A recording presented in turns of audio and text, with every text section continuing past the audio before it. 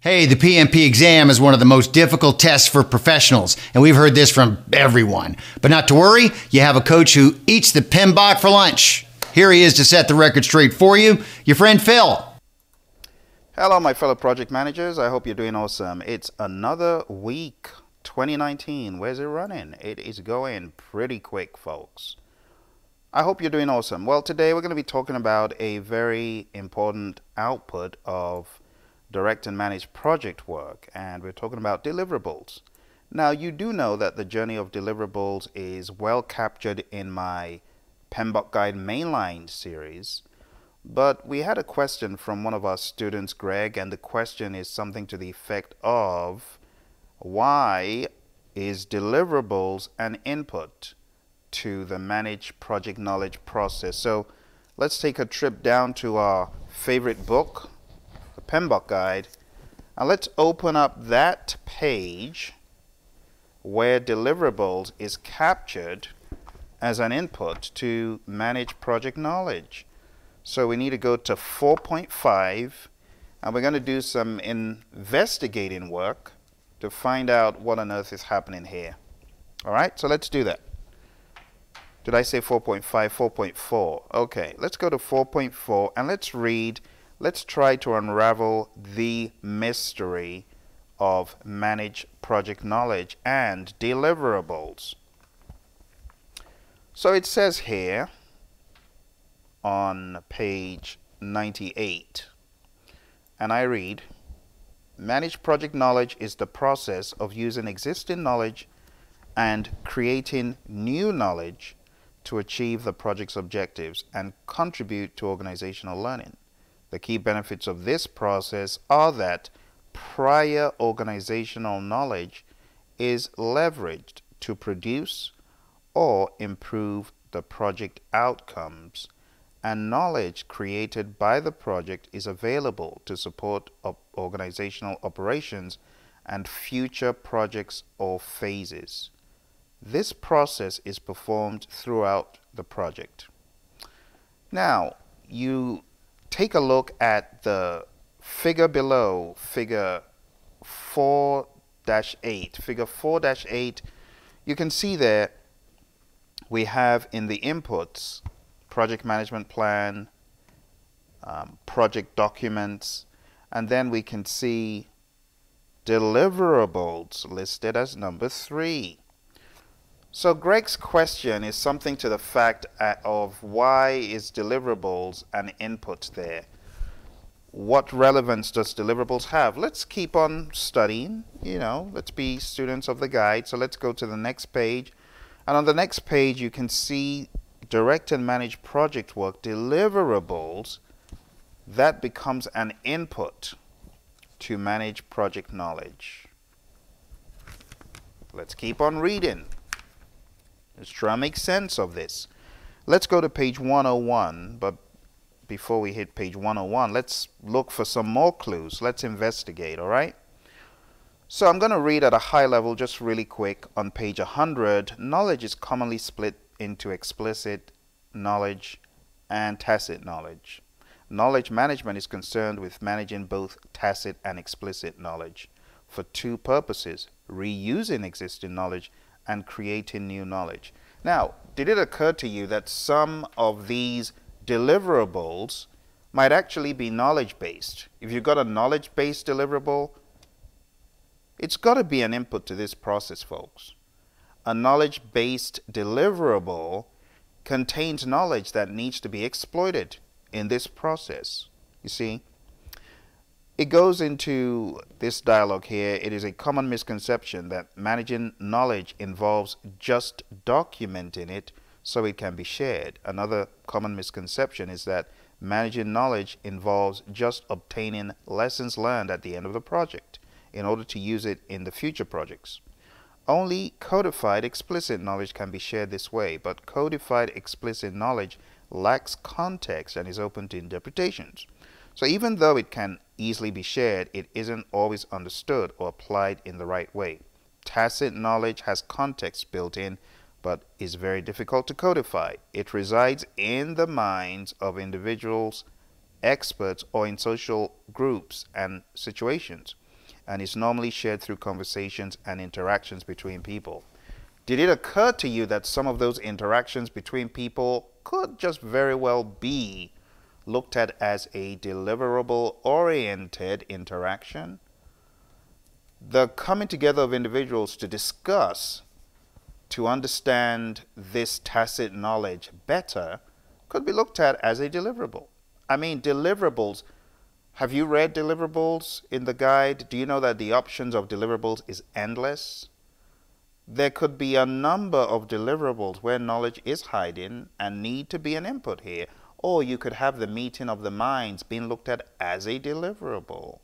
Or you could take a look at any of those baseline components across any knowledge area and say it's a deliverable. It's a deliverable-oriented output. For that reason, it could be used here. So in my mind, I look at these deliverables as being a catch-all for any relevant deliverable or deliverable component that knowledge can be extracted from. It would only make sense to put it there as a catch-all, not because there's religiously any deliverable that is always an input to this. But if you think about the baselines and the components on page 89, we could get knowledge riddled in all of those. And someone could look at those and argue that, well, if they are required contractually, any of those could be a deliverable that is a relevant input to this process. Let's keep reading. I want to take you back in my time machine to direct and manage project work, and I want us to take a look at what exactly a deliverable is. And when you read what a deliverable is, you'll see that it is actually a catch-all for many things. So you produce a product, that's a deliverable. You render a service, that is a deliverable.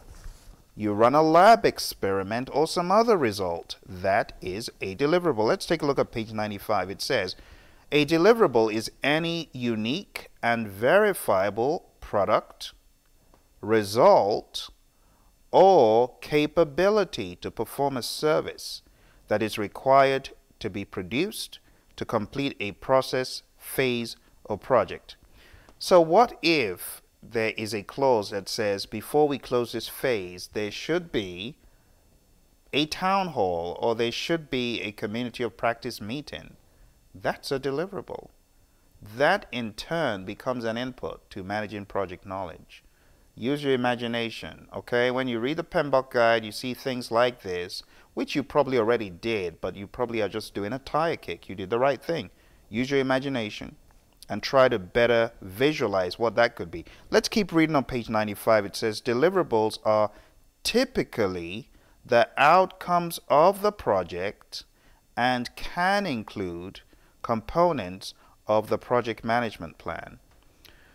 So think about it again. Deliverables can include components of the project management plan. Deliverables could include, but are not limited to, issue log, quality report, all sorts of things. End of phase report. Surely there are lessons to be learned from these. There are lessons to be extracted from these. So if you have this catch-all for deliverables as an input to manage project knowledge, it is really just a way of covering yourself to make sure that all possible services, results, products that knowledge could be gleaned from are accounted for. That's really all it is. It's really just to account for everything. But I think we hit the nail on the head when we read deliverables and we realize deliverables can include components of the project management plan. We also can glean that a deliverable is a capability to perform a service, you see, that is required to be produced to complete a process, phase, or project. Let's keep reading. It says change control should be applied once the first version of a deliverable has been completed. The control of the multiple versions or additions of a deliverable, for example, documents, software, and building blocks, is supported by configuration management tools and procedures. So if configuration management identifies a deliverable as, of course, configurable, and the items within it as configurable, then we have to do what is required to update those records. But in this particular question from Greg, what we are focused on is why are deliverables inputs to manage project knowledge? And I think the reason that you can glean from this is because deliverables could be a number of things. It could be components of the project management plan. It could also be certain documents that are on page 89. Did that occur to you, that a deliverable could be a project document? You see, the PMI, they're very careful to tell you that these processes could interact in ways not accounted for in the PMBOK guide, and they're always fond of telling you could include but are not limited to. Why do you think they do that? Why do you think they say could include but is not limited to? Because there is no hard and fast rule in project management. And if you can glean knowledge from a deliverable, it had better be an input to manage project knowledge. That is the summary of the answer. So I hope this gives you some insight. I hope this clarifies for you, Greg, why this is the case. And I always tell people, when in doubt, remember, it is PMI's soccer ball. And if they want to go home with their ball, they will. So let's play by the rules so they don't get mad and go home and say, I'm going to make my own rules and my own goalposts. I'm going to move it as much as I want. Just joking, but you kind of get my point. Thank you for joining me today, and I look forward to seeing you tomorrow. Take care. Bye for now.